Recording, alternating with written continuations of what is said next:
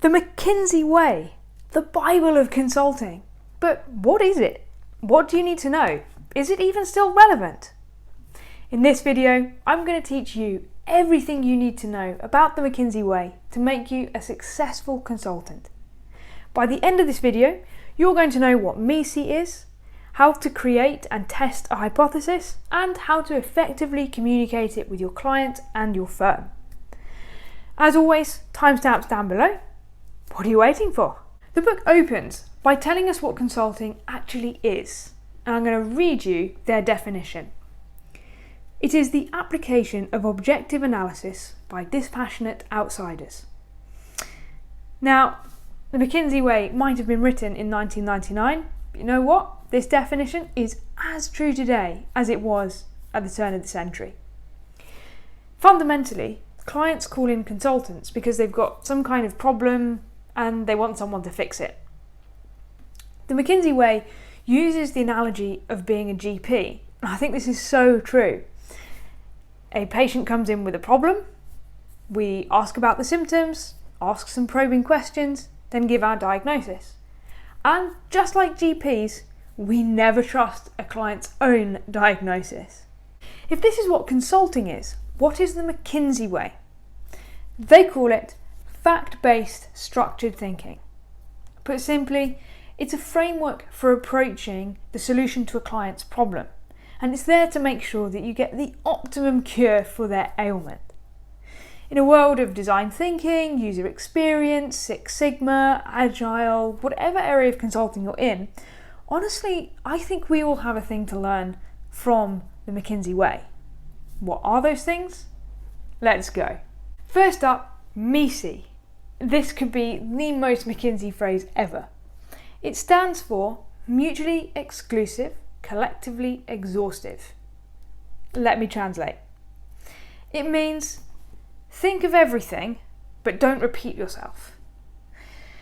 This is about breaking the client's problem statement into its constituent issues, like having a Lego figure and then breaking it into all the little Lego blocks. By the end of a MECE brainstorming workshop, you should come out with a list of all the constituent issues that make up the client's problem. This list should be independent and not repeated, mutually exclusive, and no stone left unturned, collectively exhaustive. Once we know where all the problems are, we need to set about solving them. And for this, we need a hypothesis and a tree, an issue tree. We start by listing all the key drivers of the issues. These are the factors that affect the problem statement. So it could be something like customer satisfaction, location, things like that. Against each key driver, we put an actionable recommendation. Now it's really important that any recommendations you make come with clear and specific actions. Without this, the client can struggle to visualize the roadmap to change. They can't visualize the vision. And if they can't do that, they tend to not be on board. And if they're not on board, then you're doomed from the start. Our recommendations probably aren't perfect first time. So we need to list any issues that might come as a result of those recommendations. Let's take an example. Let's say a client wants to reduce their operating cost. So we suggest they automate some area of their support team. Now, what if the client doesn't have the right funding to invest in that technology, or they don't have the right skill set?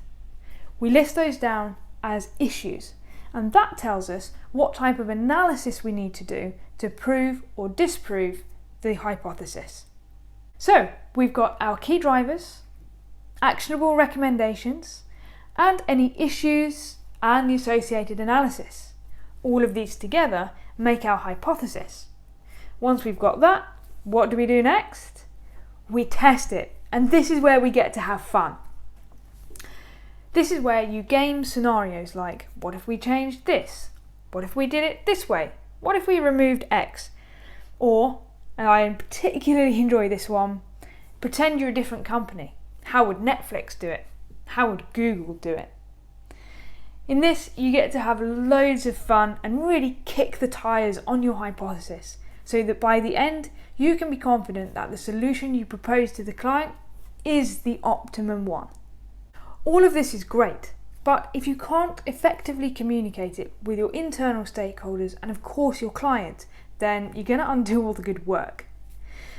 Part 3 of the McKinsey Way covers communication, and there's 4 areas: charts, presentation, internal communication, and of course working with the client. Now, I don't have time to be able to do these justice in such a short video, and I would highly recommend you go and read part 3 of the McKinsey Way to get the full insight into the practical tips about things like how to conduct stakeholder interviews, how to lead a good workshop, and the importance of listening. So I'm just going to focus on one thing about charts, and this quote from this book has completely changed the way I present charts forever. Let me read you the quote. "The info in a chart may be highly complex and expressive of multiple points.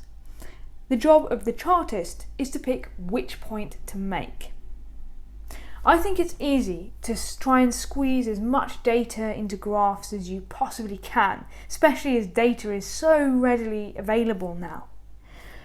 But actually, this probably isn't helping you.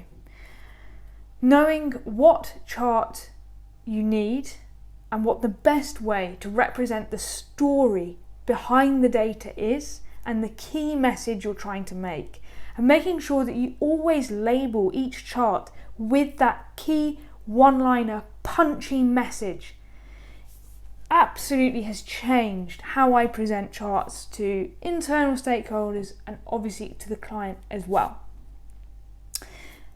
Pick one message, pick one chart, keep it simple. Great rule for consulting. Honestly, I've only been able to scratch the surface in this short video, and I would highly recommend that you go and read it, especially parts 1 to 3. To me, it doesn't matter what type of consultant you are, where you are working, everyone has something to learn from the McKinsey Way. I hope you found this video useful. If you did, please give it a like. If you'd like to add anything, then please drop a comment down below. I'd love to see your thoughts on the McKinsey Way. And of course, don't forget to subscribe for more great content like this. Thank you so much for watching. I'll see you in the next video.